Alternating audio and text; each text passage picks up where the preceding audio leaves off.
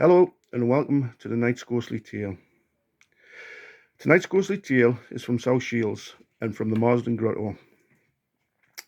The Marsden Grotto was built in about 1782 by Jack Bates. He became known as Jack the Blaster Bates because of how he built the Marsden Grotto. He used dynamite to blow holes into the cliffside edge and dug it all out to make rooms and make a living area for him and his family. He also set up a bar area where he would sell alcohol.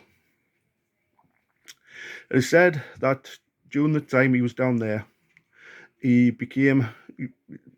got into smuggling and allowed the smugglers to hide their ill-gotten gains within the caves which he had blasted out. Now, one story tells of one of the gangs of the smugglers who had given information to some of the customs men, and some of the smugglers had been caught. As punishment, this man, also called Jack the Gibber, was put into a large basket or drum and then hoisted up into a shaft which was in the cave itself in Marsden Grotto, which is still there. And it's, when you go in, if you look up, you can see the cave, and somebody's putting a mannequin dummy there dressed up as a pirate at the top. But the tale is that Jack the Gibber was put into this basket and hoisted up as punishment for his crime of giving away information to the customs officers. There he stayed until he died, his moans being heard as he slowly died from starvation and dehydration. Today, when you go into the cave, many people who've worked in the bar and many customers have said that they have heard noises of the chain on the bar rattling, and also moans coming from the shaft where Jack the Gibber was put. Another story from the Marsden Grotto is about another smuggler. He was in the bar one night, and he was getting slowly slozzled with a person who had just called in and who was buying him drinks, and not being one to refuse a drink, he gladly took of these drinks. However, unbeknown to him, this person was a customs man, and as the drink flew and flowed, the smuggler's lips became slacker, and he started to tell tales of his exploits and his gang's exploits.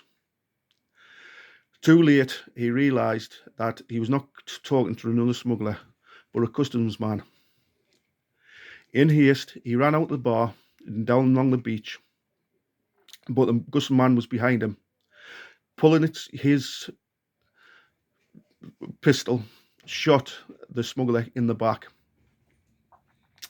Now, it is said that the smuggler never drank his last pint, and it was left on the bar, and the barman that night tipped it and poured it away.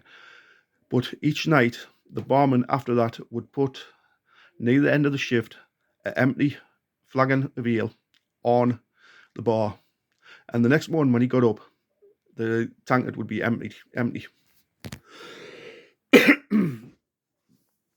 This was a tradition what was done over the centuries, and there used to always be a tankard which was put on the bar and would be filled up at night, and many a time when the barman came down the next morning, the tankard would be emptied. Sadly, the tankard which was used disappeared sometime in the 1980s or 1990s, never to be seen again.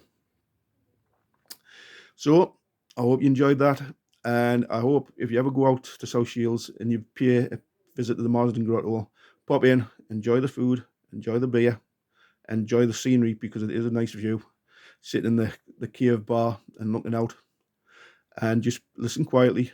You might hear Jack the Gibber, or you might even see or hear the poor smuggler who was running down the beach and got shot.